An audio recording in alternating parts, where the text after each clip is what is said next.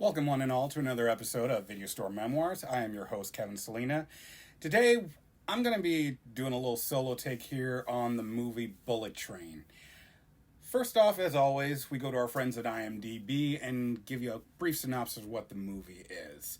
5 assassins aboard a swiftly moving bullet train find out that their missions have something in common. Okay, it's very vague, and I don't firmly agree with this one because this is one of those things that doesn't happen until almost the end of the movie. But anyway, I digress. So, I sat down and watched this movie on one of my off days from work, and you ever had one of those moments where you're watching something, you're like, I've kind of seen this before. Why does this story seem familiar? I know, yeah, it's Hollywood. They all seem familiar at some point, one way or the other. But for me, the way this movie was laid out, the action, the interweaving stories, the brief backstories behind certain characters who were introduced, whether they were full-blown scenes or just like little hint, what I call hint scenes, maybe 30 seconds that gives you a glimpse into a person's history. It all seemed to blend together, and then it hit me. Bullet Train to me is like Quentin Tarantino's Kill Bill. You have this lead character, ironically, it's another blonde. Instead of Uma Thurman, we got Brad Pitt, who is working on this very hush-hush mission, trying to get back in the saddle as an assassin, but not really wanting to do the assassin-type part.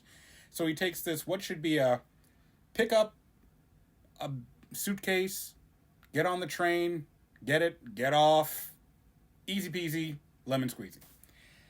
It turns into everything except that.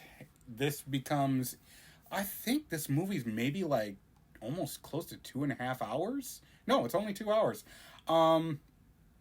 Of I'm gonna get what I need. Okay, I can get off the stop. Shit, something's happened. I gotta get off this train. All right, missed another stop. Here we go again. Here's more stuff in my way. Until the very end where you figure out all these things are happening to him and he has no idea why, or really, it's just too much coincidence happening all at once. It's entertaining. It's freaking bonkers. I mean, especially when you consider the cast of people that are in this movie. I mean, like I said, we have Brad Pitt, Joey King, Aaron Taylor Johnson, Brian Tyree Henry, Michael Shannon, and Sandra Bullock, to just name a few people. It's intense. It's a very well developed story. It sometimes drags a little bit here and there, but sometimes, in a way, some of the stuff that dragged on pays off in the ending because you're like, oh, this is why they were talking about that.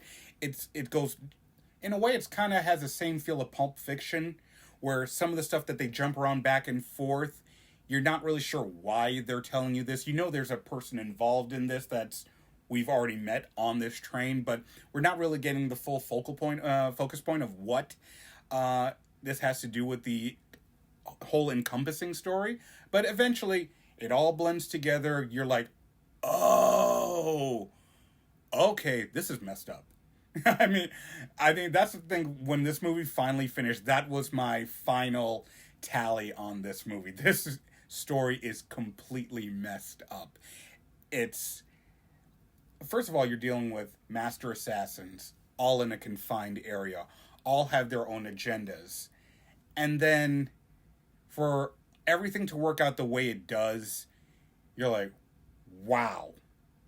Why would this even possibly ever really happen in real life? Or I guess that makes it why it's a fantasy. I mean, what?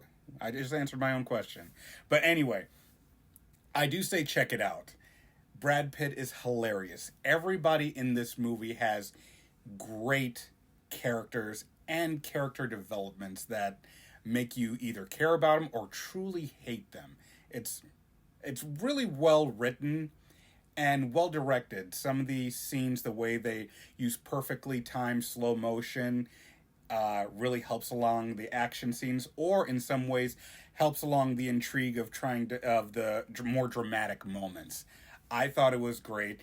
It's not like I said it drags a couple of parts here and there that kind of slow it down, but all in all, I think it's a good movie.